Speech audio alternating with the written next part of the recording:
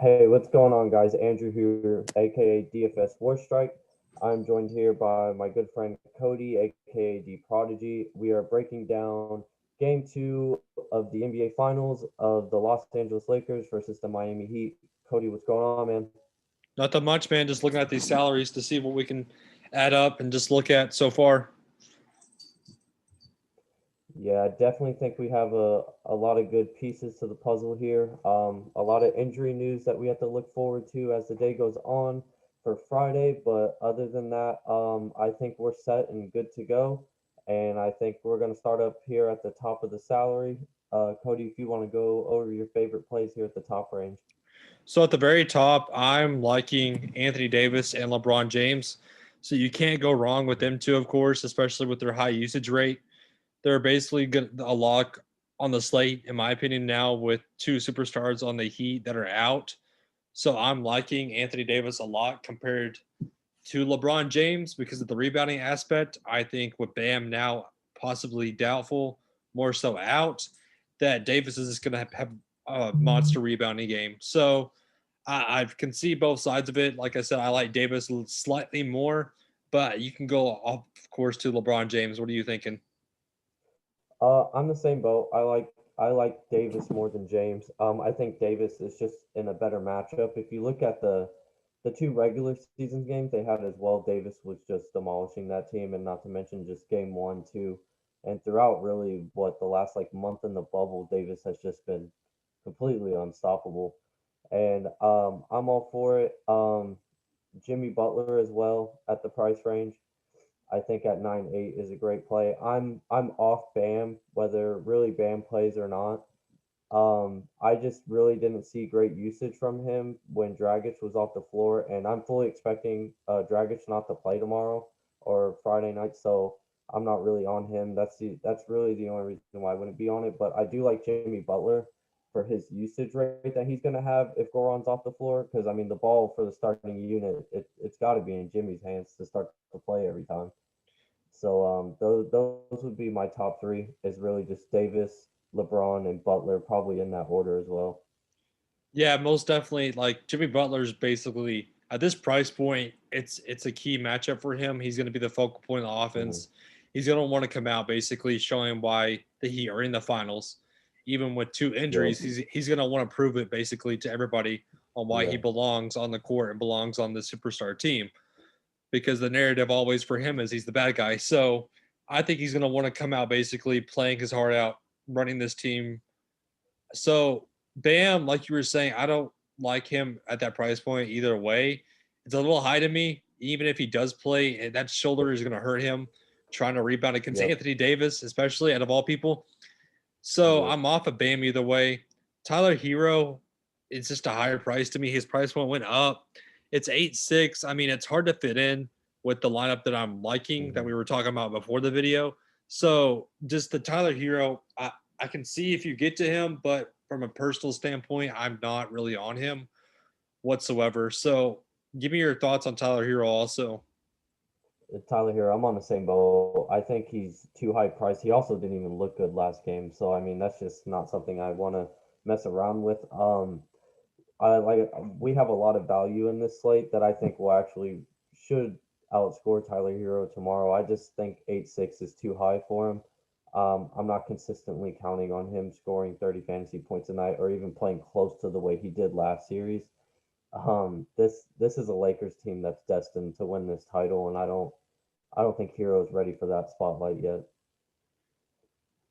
Yeah, most definitely. Like you were saying, this the price point is just a standoffish to me. So Jay Crowder Mm, is 7-4. He's gonna be out there for his defense. He was okay last game. I mean, again, it's just the I think he price dropped point. like 20 fantasy points. Yeah, it's just the price point to me Yeah. is hard to get to at seven Yeah, four. we can with the value we have, we can get that same amount of fantasy points from somebody else. So with better offensive usage, Yeah, most definitely. So I'm not on Jay Crowder. Goran Dragic, I don't think he's gonna play. I think his me foot is either. just tore up to basically. I don't see it him playing whatsoever. The 7K price range is okay to me if he does play, but I don't think he will be. So he's pretty much just off the table. And then give me your thoughts on Rajon Rondo. Again, kind of like Hero. I think he's too expensive. I don't really like him at 6'6". I don't think he really looked that good last game, and I'm gonna roll with a lot of LeBron tomorrow. So if I'm rolling with LeBron, I'm kind of trying to stay off Rondo because it's ball usage and running the offense and stuff like that. And I'm not really trying to have both of them because I think it's really just gonna be one or the other, and it should be LeBron, at least in the NBA Finals. So a lot of my pairing tomorrow. Um, Excluding the salary part, a lot of my pairing is just excluding Rondo just because he doesn't really fit with what I'm trying to build. Yeah, most definitely. So like Rondo, also his minutes scare me because one night he may play 20 minutes, the next night he played 13. So it's Yeah. literally his minutes are so all over the place that it's just a risky move that I'm not wanting to take that risk. Yeah.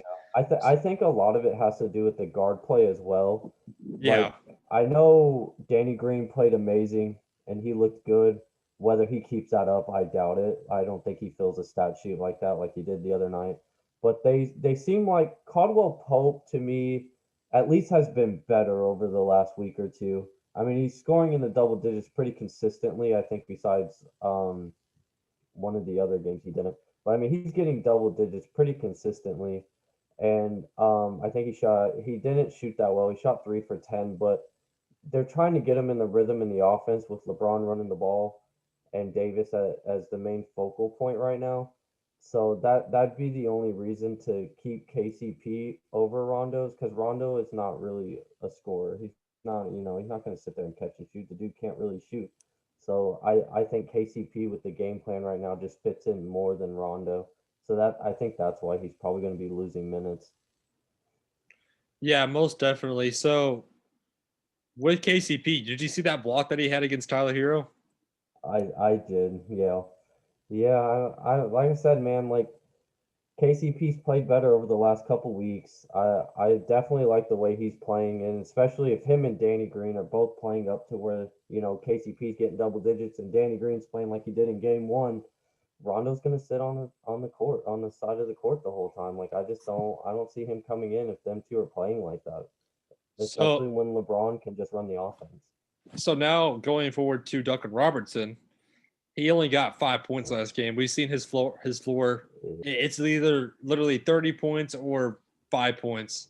There's He's either gonna hit yeah. 50% of his threes or he's gonna hit So, 20%. And so at that price point, it's just too hard for me. I don't trust it. Once it again, ain't worth it. it ain't Yeah. worth it. Like you were saying, I mean, he can Yeah, have I his mean, floor because game, he literally does nothing else but stand there and shoot threes. Like, right? which I mean, I'm not against it. Like from a basketball standpoint, okay, like I'm fine with it when you got Jimmy and Dragic running the show. Just dish it to him, pull the trigger. But fantasy wise, for 5,800, like you said, that's just too risky to play. Most definitely. So from a guy now that we're both looking at that we like a lot is Kendrick Nunn. Very much. So Yep. Kendrick Nunn came into the Jumped game, up basically like got 4K. 20 minutes, got 28 points, fantasy points. He's the guy I'm locking and loading in your captain or your utility spot. I'm all over him.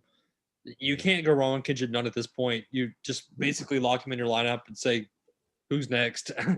So Yeah. I know me and you both are pretty much on the boat of Kendrick Nunn. So talk a little bit Yeah. about him. So the main reason why I like him at the captain spot is, like you said, last game came out, looked great. But the biggest reason it's going to be hard to get a good captain if you are going to do Butler, Davis, and LeBron. So that's kind of my goal to stack them three. I think Kendrick Nunn has potential to break the slate tomorrow at captain as well.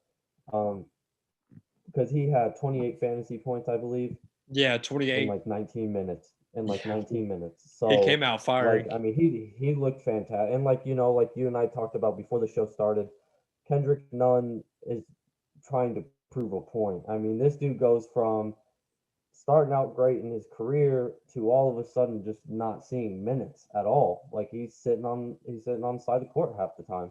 Like And now he potential finally gets put in game one and he shines. And like I potentially offensive rookie of the year at one point. Yeah, Like I was looking at really, him. like yeah, Yeah. like that was crazy. And then to the point where he just all of a sudden just doesn't see the floor anymore. I really see this as a potential slate breaker with him in the captain spot, especially if you can back it up with Butler, Davis, and LeBron. Most definitely. So, like we were saying, Kendrick Nunn, I'm all over him. Like I Mhm. said, lock and load him. He's wanting to prove that point where it's his time to shine, and he's going to prove what his worth is. So now that we got about 6,800 left over, that gives us a ton of room to play with Yep, Nunn at captain. You have Butler and you have Davis. So you basically yep. have two studs who look good, and I'm all over it I so far. mean, yep. So now going down to Kyle Kuzma, what do you think of Kuzma? I'm personally not on him Yeah. whatsoever. I'm not on him. Like you're saying it.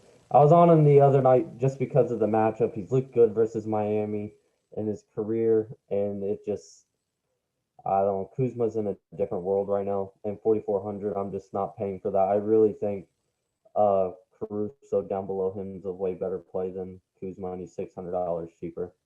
Yeah, I And he like. should be low. He should be lower owned than Kuzma too. Kuzma always goes pretty high owned for some reason.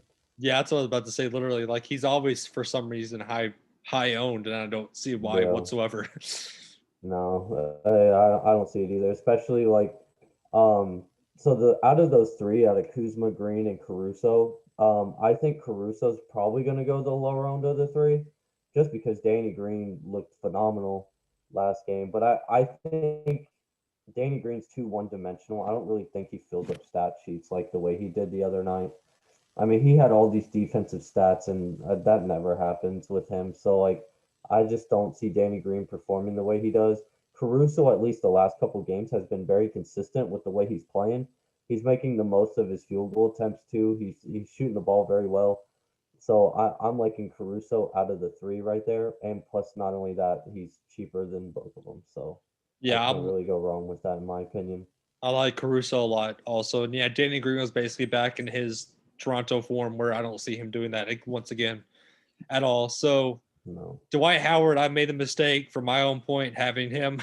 I did not see him going for only 15 minutes and barely even seeing the court. I thought he was going to have a monster game, but I took Yeah. my loss there. So Dwight Howard, I cannot trust it now going forward. I really just think the Howard thing is just like, Morris. Morris, I didn't score well fantasy wise, but just from a basketball standpoint, he was earning his minutes. And I think that's what was taking stuff away from Howard. I think he spreads the floor out a little bit more as well. Um, I see him not obviously he's not going to be taking like 20 minutes from Howard or, big minutes from him, but I definitely think with the low minutes that Howard pretty much plays anyways, like Morris is definitely going to take chunks of that just because of the way he can spread the floor out against Miami. Most definitely. So now looking at two guys where I'm on heavily is Iguodala and Kelly Olynyk. So from the Iguodala standpoint, he's going to have to step up in his role as a veteran with Jimmy Butler. So I can see him being the 1-2 punch with Butler and Nunn, where Iggy's, Mhm. like I said, the veteran who's going to have to step up for the team with Dragic out now, who was a vet also. I can Yeah. see Iggy basically playing his minutes, earning his role, and just basically being all over the court for the team. Yeah, I mean it's not only that. I mean Iguodala just late in the playoffs and finals anyways always turns out and shows out and does very well at least offensively. His defense is always there, but his offense for some reason kicks into gear when it matters most. I mean, he did that at all Golden State, and I mean, from the looks of it here in Miami, he's doing the same thing because he looked good, like you say, he looked good the other night. Like I'm all on him. Like their last game too, before they clinched the East, he just looks good when they play late, and I definitely think Spoelstra's going to use that to his advantage because he's really is he the only one that has experience in the finals here for Well, Miami? well, technically Haslam, but um, Oh my God. yeah, technically, if you want to Yeah, get technical, yeah, you have Haslam, who yeah. basically, but mainly, yeah, it's mainly him and Haslam, but Mhm. obviously more so Iggy. But Don't count out Haslam, Yeah. who's basically earned Yeah. his rings every single year. So yeah.